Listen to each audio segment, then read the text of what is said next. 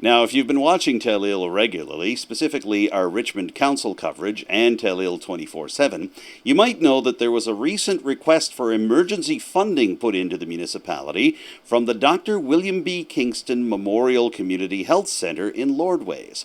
The health centre has struggled over the past year since losing one of its two physicians, resulting in a drop in revenue that had it eating into a $30,000 nest egg that was put away for things like building maintenance and repairs.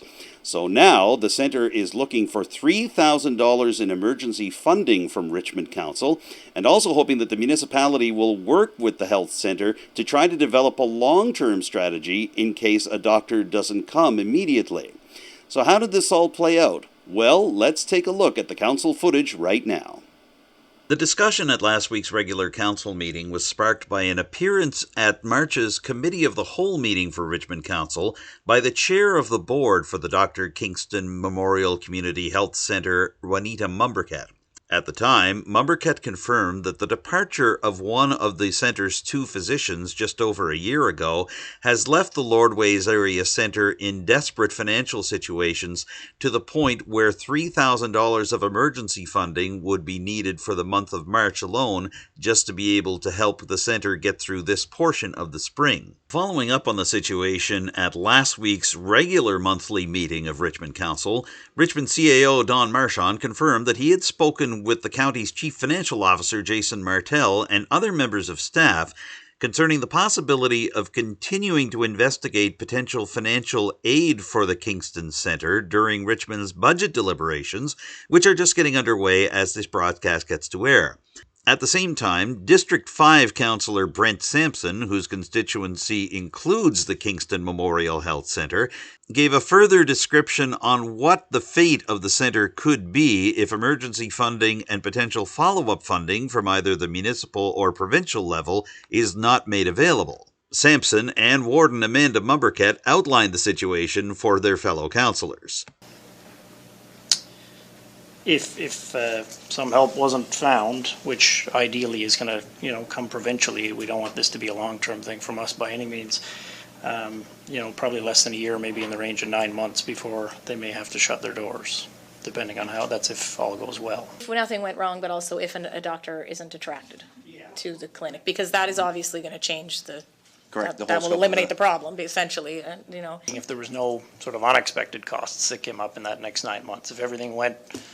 If they weren't able to attract a physician or make some kind of an agreement with the province, that's probably the maximum timeline is that 9 months.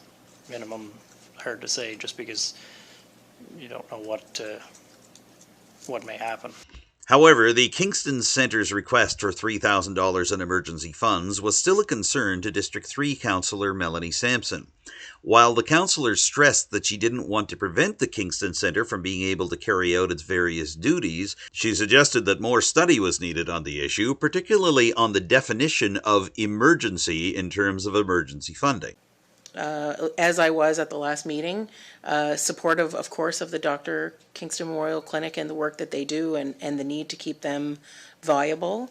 But I'm still concerned about the precedent setting, and I'm a bit concerned about the true need of this money in this moment. In the end, Council voted 3-1 in favour of the emergency funding for the Kingston Memorial Health Centre. Councillor Melanie Sampson was the only nay vote. However, while Warden Amanda Mumbercat defended the decision to go ahead with the emergency funding, she stressed after the meeting had wrapped up that this was a very specific one-time situation for a community health centre, as opposed to opening up the floodgates for non-profit groups to approach the council for emergency funding. Yeah, for sure, Adam. And I want to be very clear that Municipal Council is not interested in getting into the business of providing operational funds to nonprofit organizations. It's absolutely not on our priority list. It's just not possible. We don't have the resources to do that. This is a special case. The Kingston Health Centre provides service to constituents across the county. Ms. Mumbercat presented some excellent information on both the economic impact and the health health and social impact of the programs that they've been delivering. I think it was over $1 million in grant funding attracted in the last several years. So I think, you could see the concern from council that, we can't, that this is too big an issue to just leave to chance. And so I think that's why you saw the majority support for that. But, to Councillor Melanie Sampson's points, there wasn't really an adequate amount of detail provided in the information that we got. And it's not to say that the Kingston Health Centre didn't provide good information. We just feel like we need a little bit more. And maybe that's, and the only way that that's going to be achievable is if we have staff work a little bit more closely with them, and if council will have a chance to review that. And I think it's a good question, what does constitute an emergency?